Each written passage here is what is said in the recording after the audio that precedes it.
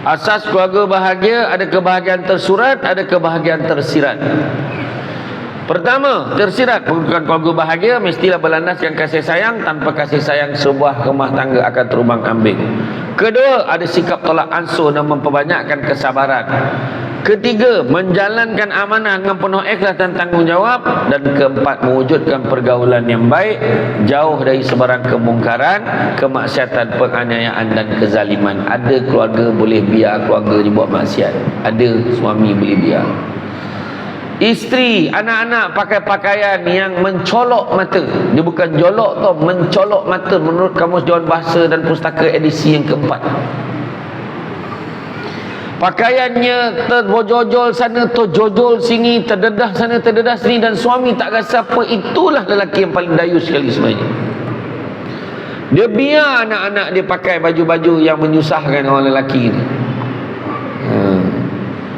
Tu sebab orang lelaki kena tegur. Kena tegur. Ada seorang lelaki ni, isteri nak pergi interview kerja, dia suruh isteri ni, kau buka tudung. Kau buka tudung minta kerja. Dapat dia kerja. Dapat kerja sampailah hari ni. Dah 15 tahun, 16 tahun kahwin. Isteri ni dah tak nak pakai tudung. Suami, aku suruh kau masa interview, tapi masalah dia dah biar terlalu lama. Masalahnya yang mula-mula tadi pun tak patut sebenarnya, kan? Tapi dia suruh nak dapat kerjanya pasal. Tak boleh. Tu kena jaga, kan? Begini juga asas keluarga sakinah ada 4 perkara. Sabda Nabi SAW, maksudnya 4 hal akan menjadi faktor yang mendatangkan kebahagiaan rumah tangga. Arba'un min sa'datil al-mar'i, iaitu pertama, suami isteri yang setia soleh solehah. Pertama. Kedua, anak-anak yang berbakti. Anak-anak memang nak tolong mak ayah saja. Daripada kecil tolong sampai dah kerja tolong lagi, bagi duit, bagi sumbangan, bagi macam-macam kehendak mak ayah saja. Ketiga, lingkungan sosial, iaitu bi'ah salihah, makna percampuran yang baik, pergaulan yang baik dengan masyarakat. Nak baik, confirm baik, datang masjid, InsyaAllah baik. Alah, belum tentu baik di masjid, betul, tapi ada harapan baik. Belum tentu jahat pergi disko, betul, tapi ada harapan jadi jahat. Sebaik-baiklah kalau orang tu pergi kelab malam, belum pernah lagi, berhenti, isyak tak pernah berlaku lagi. Tak kelab malam, jangan nak bohong. Dan kemudian yang keempat, dekat rezekinya, yakni murah rezeki. Maka dalam rumah tangga yang bahagia baiti jannati, apakah ciri-ciri ibu bapa yang cemerlang? Pertama, berakhlak mulia. Akhlak kena baik, tunjuk akhlak yang baik. Jangan makan dekat depan, mau makan dekat dapur, ayahnya pun sama makan kat depan. Jangan isap rokok, kan ayah dah kata jangan isap rokok, ayahnya isap pasal tegur. Macam mana? Pergi semayang, kau apa? Kau tak dengar azan tu? Suruh anak semayang. Anak dah habis semayang, tengok bapak kat ruang tamu lagi tengok bola. Tak settle lagi. Ataupun anak solat, tengok mak dia elok lagi, tengok drama Melayu, melastik ke hatimu. Janani. Saya tahu tu orang share dalam TikTok, saya tak tengok. Nampak? Kedua, bersikap penyayang. Ketiga, positif dan kreatif. Sentiasa fikir benda-benda baru nak buat kat rumah. Okey, hari ni nak masak apa? Bagilah idea bang. Abang teragak nak makan landak. Gila betul laki aku. Time ni pula minta landak. Landak goreng, dia kata. Kau goreng dengan duri-duri sekali. Goreng garing-garing, dia kata. Tak adalah, mana kreatif. Sentiasa fikir benda-benda kreatif nak buat dalam rumah tangga.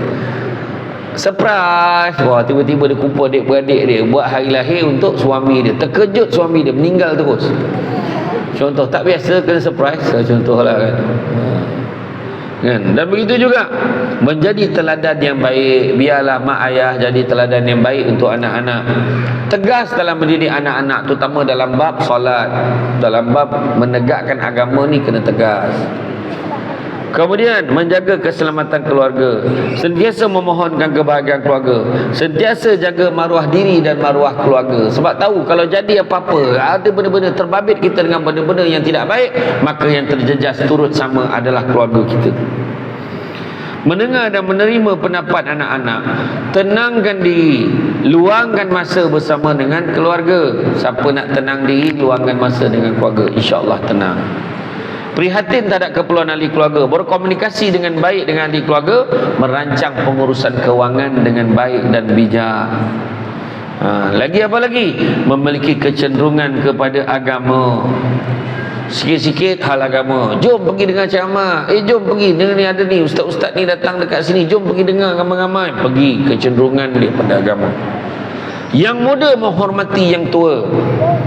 Hormat yang tua. Yang tua sayang dengan yang muda. Bersederhana dalam berbelanja, jangan beria-ia. Alah sikit bang, murah gila. Beza RM4. RM4 beza tapi order barang sampai 100, macam mana? 100 jenis barang bukan RM1. Macam mana?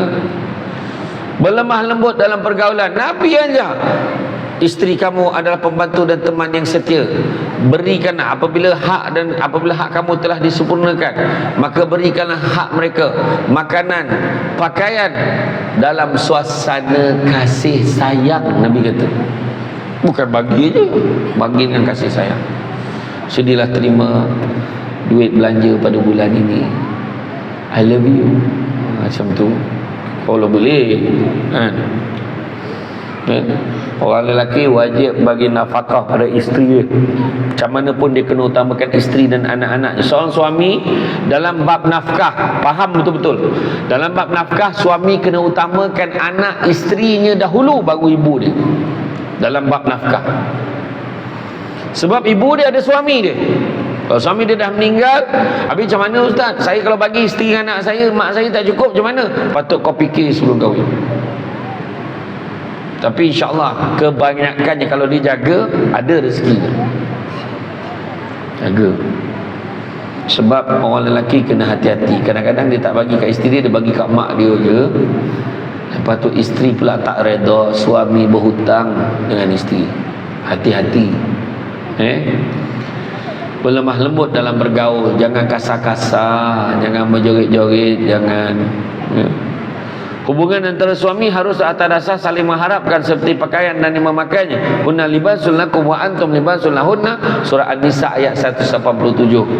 Fungsi pakaian ada 3, iaitu menutup aurat, melindungi diri daripada panas dan dingin, dan yang ketiga perhiasan. Tengok mana yang kita nak.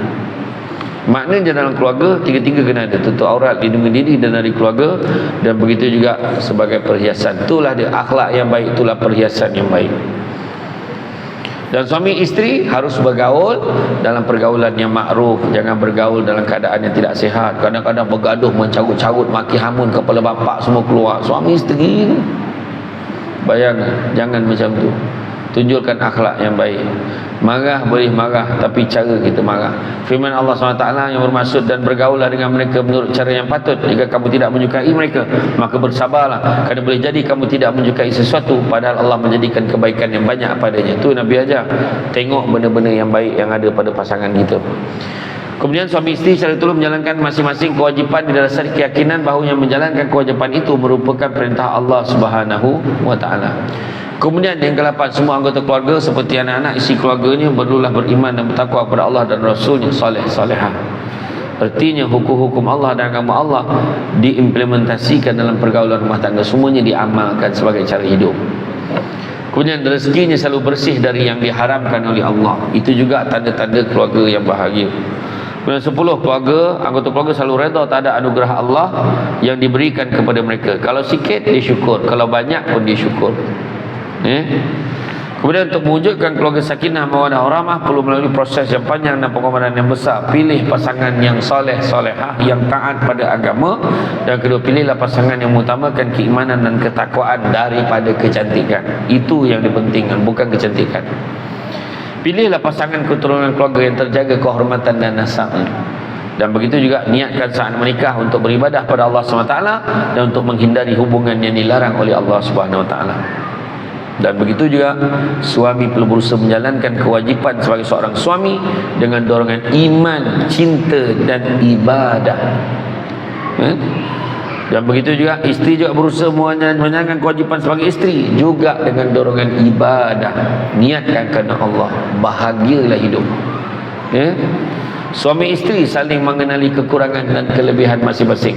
Jangan diperbesarkan kelemahan, tapi sebaliknya suami isteri perlu apa yang orang Penang cakap tu, reciprocal process, saling lengkap melengkapi. Mana yang suami kurang, isteri lengkapkan. Macam tu juga, mana isteri tak cukup, suami tolong cukupkan. Kemudian komitmen menempuh perjalanan rumah tangga, selalu bersama menempuhi ranjau dan duri, onak berduri di ranjau bersama. Kemudian suami mengajak anak dan isterinya solat berjemaah atau ibadah bersama-sama. Ajar. Kan? Kemudian suami selalu memohon, suami isteri selalu memohon agar Allah memberikan kepadanya keluarga yang sakinah, mawadah, warahmah, baca zikir, baca maksurat setiap hari.